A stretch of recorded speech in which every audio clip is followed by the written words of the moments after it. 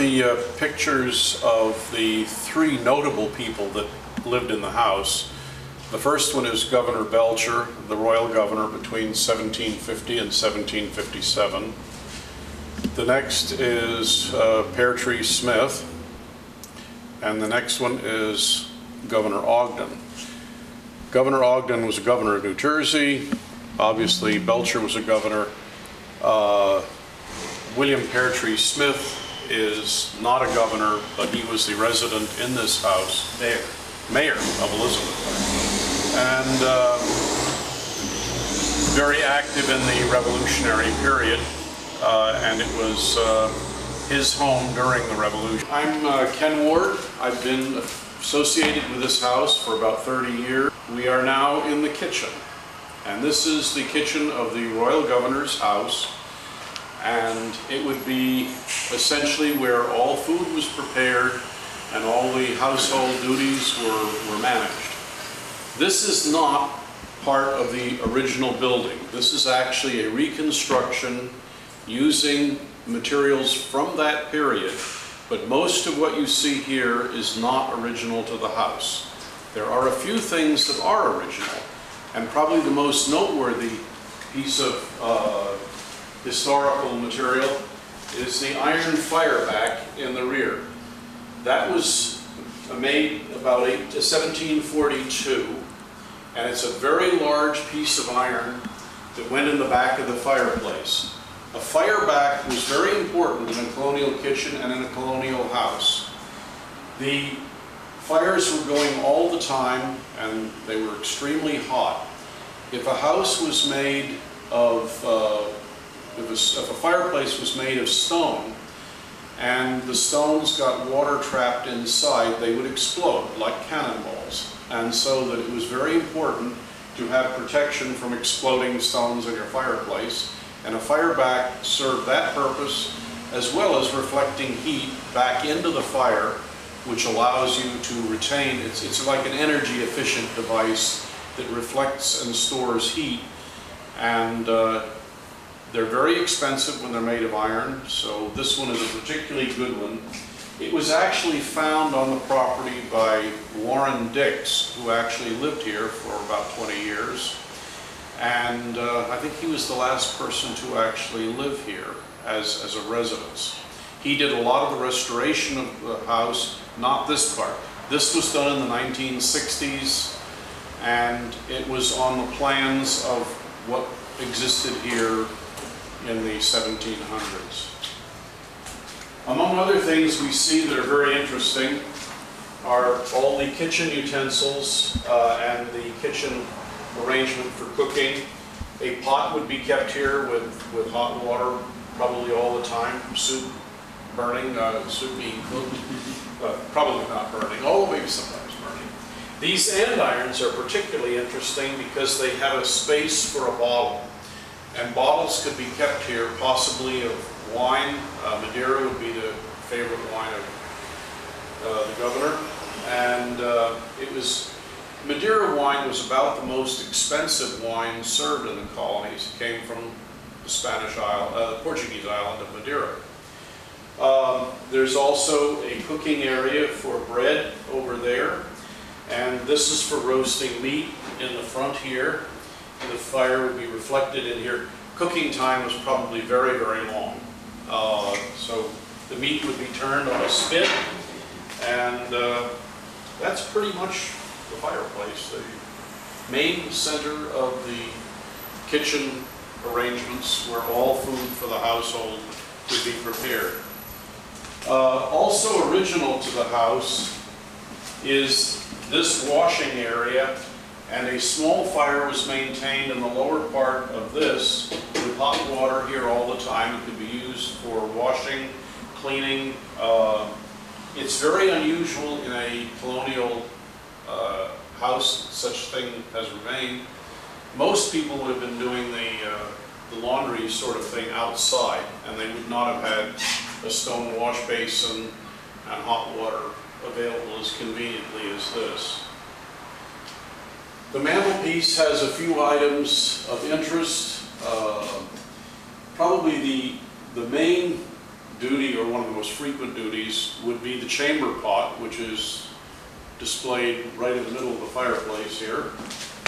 And the governor and family probably did not leave outside the house to go to a privy. They actually, their waste was collected in chamber pots. This one has what's called a husher. And a husher is so that if you wake up in the middle of the night and use the chamber pot, you don't make noise with the top clanging. But this would be collected frequently and disposed of. In many colonial households, actually, urine was actually collected in a pot and it was sold to the leather makers, and it was used for tanning leather. So human urine has a commercial value, and I think that you can read up on the internet about where the terms a pot to pee in and all those things come from, because urine was a useful commodity. Also here we have a few kitchen implements for making essentially waffles, a thin bread with a design on it, and this would be one of the, you can see this is sort of an early waffle maker, and you get it real hot and then you pour the batter in there and you make a waffle, and that's what it's for. I think we also have one of the very early bottles. This would be a bottle. If you notice, it goes deeply inside, several fingers, and this is where the wine would be, and the dregs of the wine would gather in the bottom, and you pour it off. But this is one of the many bottles found on the property. We have many hundreds of broken bottles in the basement, and they probably could be identified as to where they came from. Over here in the cabinet, we have a lot of things that when this part of the building was actually built, a lot of excavation was done, and these are all items that were found: various pipe cleaners, old silverware, old clothing, spurs, massive amounts of broken china. The china comes from the essentially late 1600s right into the mid-1800s, and you can find virtually every level of pottery, from very, very fine porcelain from China down to just plain redware, which would have been used, a very low quality china. Over in the cabinet to my left here is some Chinese export china, and there's a very large platter here.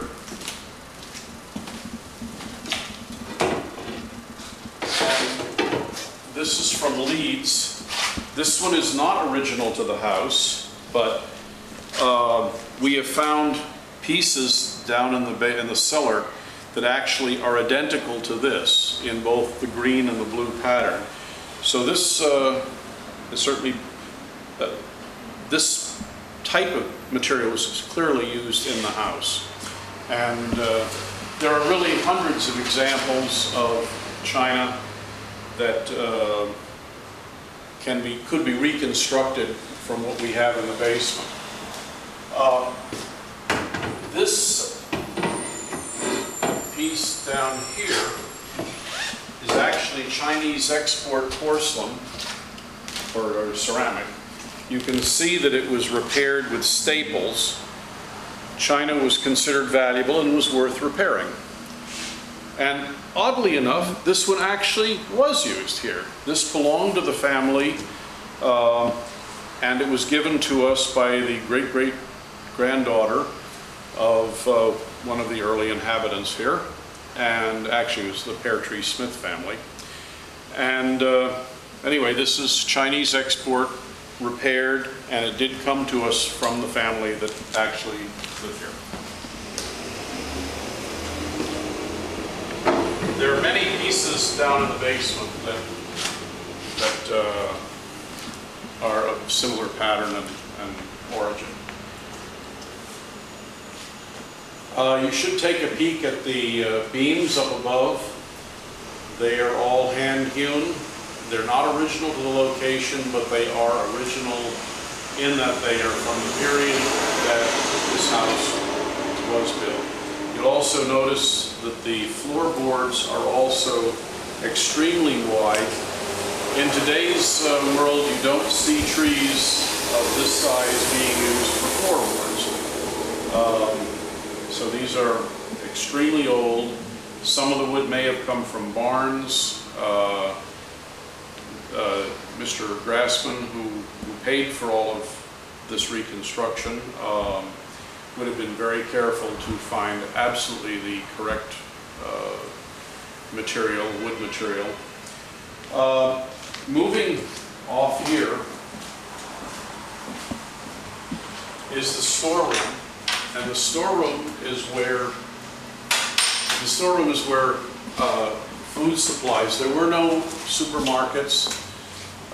When the ships came in with foreign goods and spices, they would be stored for long periods of time, both here and in the basement. Meat would be stored over the winter, and essentially this would be a functioning farm that probably used a great number of apples. And I think there were 40 acres of trees attached to this, going all the way down to the Elizabeth River. They would have eaten all kinds of meats, smoked meats, fresh meats. Apples would have been part of every meal. As far as the governor, he probably did not come into this area. His slave Mark would have come to the kitchen, would have received his food in platters and large vessels and that sort of thing, and it would be taken up to his room and served in his room privately. This was not an eating area for the governor.